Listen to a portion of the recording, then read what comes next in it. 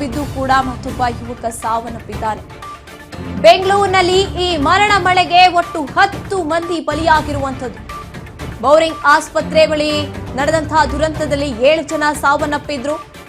ಅದೇ ರೀತಿಯಾಗಿ ಶಿವಾಜಿನಗರದಲ್ಲಿ ವಿದ್ಯುತ್ ಶಾಕ್ಗೆ ಯುವಕ ಬಲಿಯಾಗಿದ್ದಾನೆ. ಜೆಪಿ ನಗರದಲ್ಲೂ ಕೂಡ ಕರೆಂಟ್ ಶಾಕ್ ಆಗಿ ಯುವಕ ದುರ್ಮರಣವನ್ನ ಹೊಂದಿರುವಂತದ್ದು. ಕಸ್ತೂರ್ಬಾ ನಗರದಲ್ಲಿ ತಗಡು ಶೀಟ್ ಬೀಳುತ್ತೆ, ಆ ಸಂದರ್ಭದಲ್ಲಿ ಯುವಕ ಬಲಿಯಾಗಿದ್ದಾನೆ.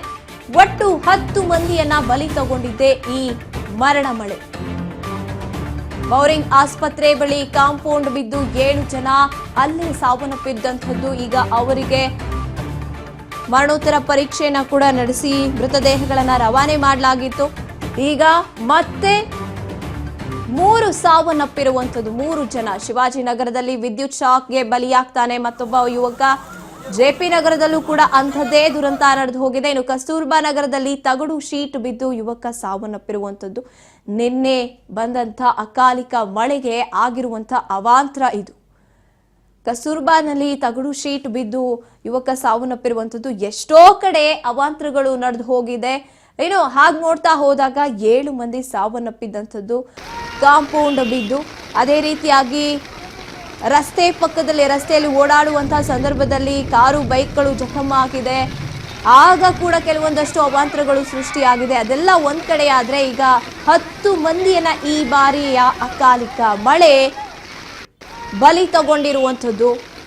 ಎಷ್ಟೋ ಕಡೆ ಇನ್ನೂ ಕೂಡ ಸಮುದ್ರ ಅಥವಾ ಕೆರೆ ಆ ಥರ ಭಾಸವಾಗುತ್ತೆ. ಅಲ್ಲಿ ನೀರು ನಿಂತಿರುವಂತಹ ದೃಶ್ಯಗಳನ್ನ ಇನ್ನೂ ಕೂಡ ನಾವು ನೋಡೋಕೆ ಸಿಗುತ್ತೆ. ಇನ್ನು ವಾಹನಗಳು ಓಡಾಡೋಕ್ಕಾಗದೆ ಪ್ರವಾಸದ ಸ್ಥಿತಿ ಅಲ್ಲಿ ನಿರ್ಮಾಣ ಆಗಿರುವಂಥದ್ದು ಮಳೆ ಆಗಂತ ಕಾರಣಕ್ಕೆ. ಬೌರಿಂಗ್ ಆಸ್ಪತ್ರೆಯ ಕಾಂಪೌಂಡ್ ಕುಸಿದು 7 ಜನ ಸಾವನ್ನಪ್ಪಿದಂತಹ ಕೇಸ್ ಏನಿದೆ. ಈಗ 7 ಮೃತದೇಹಗಳನ್ನ ಮರಣೋತ್ತರ ಪರೀಕ್ಷೆ ಮಾಡಿ ಮುಗಿಸಲಾಗಿದೆ. ಪೋಸ್ಟ್ ಮಾರ್ಟಂ ಬಳಿಕ ಮೃತದೇಹಗಳನ್ನ ಹಸ್ತಾಂತರಿಸಲಾಗಿದೆ.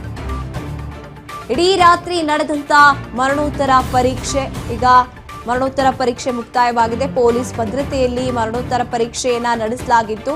ಮೃತದೇಹಗಳನ್ನ ಸ್ಥಳೀಯ 3 ಕುಟುಂಬಸ್ಥರಿಗೆ ಈಗಾಗಲೇ ಹಸ್ತಾಂತರಿಸಲಾಗಿದೆ. ಇನ್ನು ಕೇರಳದ 2 ಮಹಿಳೆಯರ ಮೃತದೇಹವನ್ನ ಅಲ್ಲಿಗೆ ರವಾನೆ ಮಾಡಲಾಗಿರುವಂಥದ್ದು. ಇನ್ನು ಅಸ್ಸಾಂ ಮತ್ತೆ ಉತ್ತರ ಪ್ರದೇಶ ಮೂಲದವರ ಮೃತದೇಹಗಳನ್ನ ಕೂಡ ರವಾನಿಸಲಾಗಿದೆ. ಕುಟುಂಬ ಸದಸ್ಯರಿಗೆ ಮೃತದೇಹಗಳನ್ನ ವೈದ್ಯರು ಹಸ್ತಾಂತರಿಸಿರುವಂಥದ್ದು. ಮರಣೋತ್ತರ ಪರೀಕ್ಷೆ ರಾತ್ರಿ ಇಡೀ ಬಿಗಿ ಪೊಲೀಸ್ ಬಂದೋಬಸ್ತ್ನಲ್ಲೇ ನಡೆದಿರುವಂಥದ್ದು. ಇನ್ನು ಅಲ್ಲಿ ಘಟನೆ ನಡೆದಂತಹ ಸಂದರ್ಭದಲ್ಲಿ ನಾಯಕರುಗಳು ಅಲ್ಲಿಗೆ ಹೋಗ್ತಾರೆ. ಆರ್ ಅಶೋಕ್ ಅವರಾಗಿರಬಹುದು, ಹಾಗೇನೆ ಸಿಎಂ ಸಿದ್ದರಾಮಯ್ಯನವರು, ಡಿಸಿಎಂ ಡಿಕೆಶಿ ಅವರು ಕೂಡ ಅಲ್ಲಿಗೆ ಹೋದ್ರು.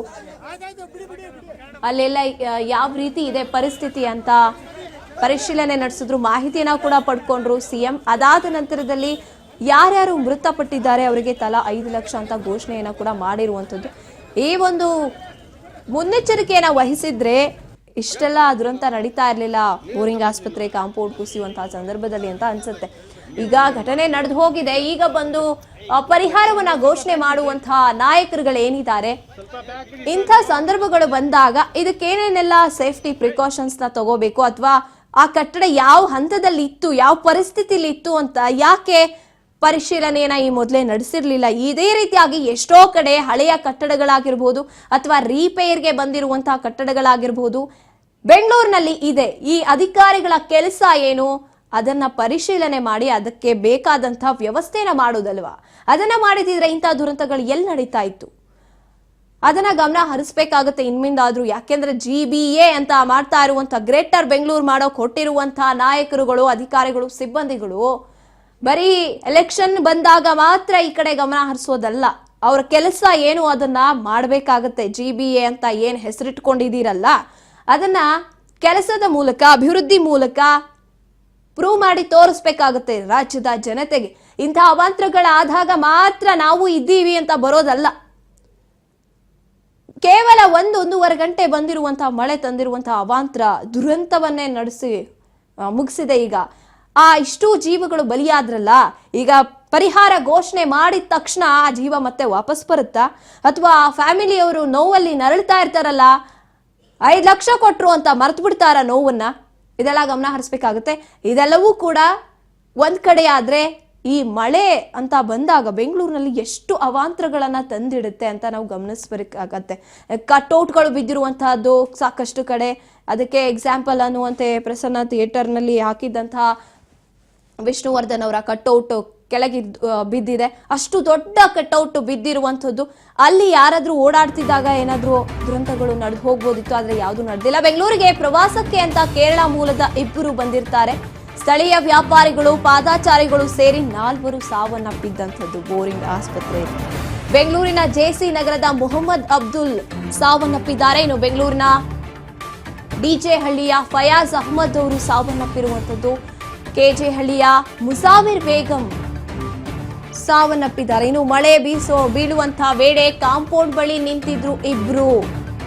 ಸ್ಮಿತಾ ಮತ್ತೆ ಲತಾ ಮಹಿಳೆಯರು ಸಾವನ್ನಪ್ಪಿರುವಂತದ್ದು. ಕೇರಳದ ಎರ್ನಾಕುಲಂನಿಂದ ಬಂದಿದ್ರು ಅವರು. ಇನ್ನು ಕಾರ್ ಸ್ಟಿಕರಿಂಗ್ ಕೆಲಸ ಮಾಡ್ತಿದ್ದಂತ ಅಸ್ಸಾಂ ಮೂಲದ 19 ವರ್ಷದ ಯುವಕ ಸಾವನ್ನಪ್ಪಿದ್ದಾನೆ. ಸಲಾವುದ್ದೀನ್ ಅನ್ನುವಂತಹ ವ್ಯಾಪಾರಿ ಸಾವನ್ನಪ್ಪಿದ್ದಾರೆ. ಬೆಂಗಳೂರಿಗೆ ಪ್ರವಾಸಕ್ಕೆ ಅಂತ ಬಂದಿದ್ದಂತಹ ಇಬ್ಬರು ಕೇರಳ ಮೂಲದವರು ಸಾವನ್ನಪ್ಪಿರುವಂತದ್ದು. ಸ್ಥಳೀಯ ವ್ಯಾಪಾರಿಗಳು ಪಾದಾಚಾರಿಗಳು ಅಂದ್ರೆ ಈಗ ಸಾವನ್ನಪ್ಪಿರುವಂತವ್ರನ್ನ ನೋಡ್ತಾ ಹೋದಾಗ ಅವರೆಲ್ಲರೂ ಕೂಡ ವ್ಯಾಪಾರ ಮಾಡ್ಕೊಂಡಿದ್ದಂಥವ್ರು, ಕೆಲವರು ಪಾದಾಚಾರಿಗಳು. ಇನ್ನು ಇಬ್ರು ನೋಡಿ, ಅವರು ಕೇರಳದಿಂದ ಬಂದಿದ್ದಂಥವ್ರು, ಪ್ರವಾಸಕ್ಕೆ ಅಂತ ಬಂದಿದ್ದಂಥವ್ರು. ಅವ್ರಿಗೆ ಯಾವುದೇ ರೀತಿಯಾದಂಥ ಇಂಥ ಒಂದು ದುರಂತ ಬರುತ್ತೆ ನಮ್ಮ ಲೈಫ್ನಲ್ಲಿ, ಈ ರೀತಿ ನಮ್ಮ ಅಂತ್ಯ ಆಗುತ್ತೆ ಅಂತ ಯಾವುದೇ ಸೂಚನೆ ಇರೋದಿಲ್ಲ. ಎಷ್ಟೋ ಜನ ರಸ್ತೆಯಲ್ಲಿ ಓಡಾಡಕ್ ಆಗೋದಿಲ್ಲ, ನಾವು ಸಮಸ್ಯೆ ಆಗುತ್ತೆ, ಅಥವಾ ನೀರು ನಮ್ಮ ಮಂಡಿ ಬರುತ್ತೆ, ಅಥವಾ ಎಷ್ಟೋ ಕಡೆ ನಾವು ನೋಡಿದ್ದೀವಿ ಪ್ರವಾಸ ಆಗ್ತಿದ್ಯಾ ಅನ್ನುವಂಥದ್ದು. ವಾಹನಗಳನ್ನ ತಳ್ಕೊಂಡು ಅಂದ್ರೆ ನೀರಿನಲ್ಲಿ ಮುಳುಗಿ ವಾಹನಗಳನ್ನ ತಳ್ಕೊಂಡು ರೋಡ್ ಕ್ರಾಸ್ ಮಾಡ್ಕೊಂಡು ಹೋಗಿರುವಂಥವ್ರು ಇದ್ದಾರೆ. ಅಂತ ಸಂದರ್ಭದಲ್ಲಿ ರೋಡ್ ಪಕ್ಕ, ಕಾಂಪೌಂಡ್ ಪಕ್ಕ ನಮಗೆ ಸೇಫು ಅಂತ ಓಡಾಡುವಂಥವ್ರಿಗೆ ಕಾಂಪೌಂಡ್ಗಳೇ ಸೇಫ್ ಇಲ್ಲ ಅಂತ ಗೊತ್ತಾದಾಗ ಎಲ್ಲಿಗೆ ಹೋಗ್ಬೇಕು ಅವರು? ಮನೆಯಿಂದ ಹೊರಗೆ ಬರಬಾರ್ದು. ಹಾಗೆ ನೋಡ್ತಾ ಹೋದಾಗ ಇಂಥ ಸಂದರ್ಭಗಳು ಬರುತ್ತೆ. ಈ ದುರಂತ ಒಂದೇ ದಿನಕ್ಕೆ ಇಂಥ ದುರಂತ ಆಗಿರುವಂಥದ್ದು. ಇನ್ನು 3-4 ದಿನ ಮಳೆ ಕಂಟಿನ್ಯೂ ಆಗುತ್ತೆ ಅಂತ ಹವಾಮಾನ ಇಲಾಖೆ ಈಗಾಗಲೇ ಎಚ್ಚರಿಕೆಯನ್ನ ನೀಡಿದೆ. ಹಾಗಿದ್ರೆ ಏನ್ ಮಾಡ್ಬೇಕು ಬೆಂಗಳೂರಿನಲ್ಲಿ ಜನತೆ? ಮನೆಯಲ್ಲಿ ಒಳಗೆ ಇರೋಣ ಅಂತ ನೋಡ್ತಾ ಹೋದಾಗ ಮನೆ ಒಳಗೂ ಕೂಡ ವಿಧಾನಸೌಧವನ್ನೇ ಬಿಟ್ಟಿಲ್ಲ, ನೀರು ನುಗ್ಗಿರುವಂಥದ್ದು. ವಿಧಾನಸೌಧದ ಈ ವಿಪಕ್ಷ ನಾಯಕ ಆರ್ ಅಶೋಕ್ ಅವರ ಕೋಣೆ ಏನಿದೆ ಸ್ವಿಮ್ಮಿಂಗ್ ಪೂಲ್ ಆಗಿದೆ, ನೀರು ಒಳಗೆ ನುಗ್ಗಿ. ಹಾಗಿದ್ರೆ ಎಲ್ಲಿ ಸೇಫ್? ಬೆಂಗಳೂರಿನಲ್ಲಿ ಈ ರೀತಿಯಾದಂತಹ ಅವಾಂತರಗಳಾದಾಗ ಸೇಫ್ ಅನ್ನುವಂತಹ ಪದವನ್ನೇ ನಾವು ಮರೆತು ಬಿಡಬೇಕಾಗುತ್ತೆ. ಹಾಗಾದ್ರೆ